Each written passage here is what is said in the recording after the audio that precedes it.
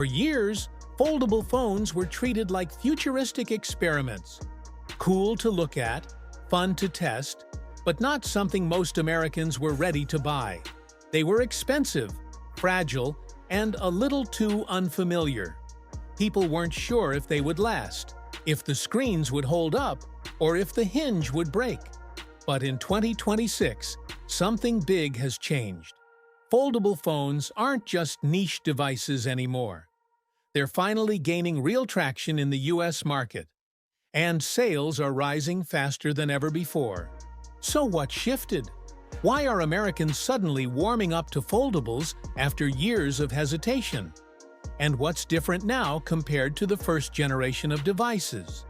Today, we're breaking down the technology, the pricing, the reliability improvements, and the lifestyle changes that are finally pushing foldable phones into the mainstream. The first major reason is simple. Durability has finally caught up with innovation. Early foldables were exciting, but they came with very real concerns. The displays were soft, the hinges were vulnerable to dust, and the protective layers weren't always reliable. Americans weren't willing to pay premium prices for phones that felt fragile. But over time, manufacturers solved many of these problems. They introduced stronger ultra-thin glass, reinforced hinge systems, dust-resistant designs, better screen protectors, improved crease visibility. Foldables today feel solid, not experimental, and that alone has boosted consumer confidence dramatically. The second reason foldables are gaining traction is price. When they first launched, foldables were priced far above the typical flagship. But in 2026, the pricing gap has narrowed. More companies are introducing mid-range foldables. Trade-in programs have become more generous, and financing options are easier. For many consumers, getting a foldable now costs roughly the same as upgrading to any premium phone. Once the price barrier started to fade, interest skyrocketed. Another major factor behind the rising popularity of foldables is screen size. The US market loves big screens for streaming, gaming, reading, and productivity.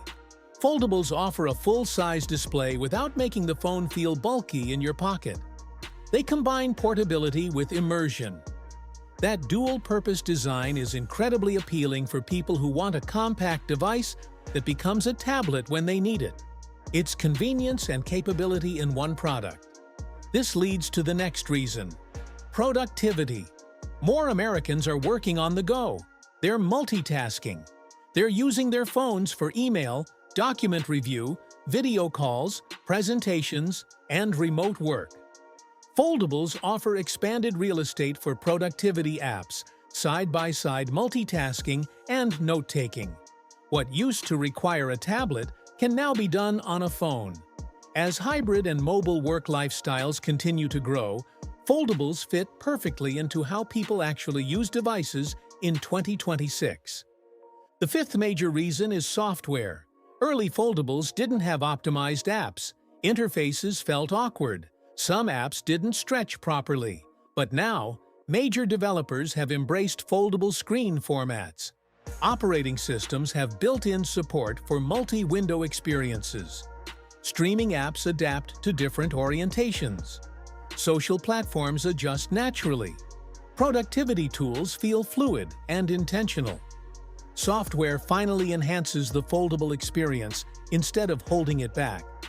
Another influential factor is the rise of the flip category.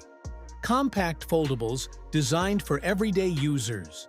These aren't productivity-focused models. They're fashion-forward, pocket-friendly, and lifestyle-oriented. For many Americans, smaller flip foldables are less intimidating than larger book-style models. They offer nostalgia, convenience, and style. They're fun to use and fun to show off. This segment has brought foldables to a wider audience, especially younger buyers and people who love compact tech. We also can't ignore the role of carriers.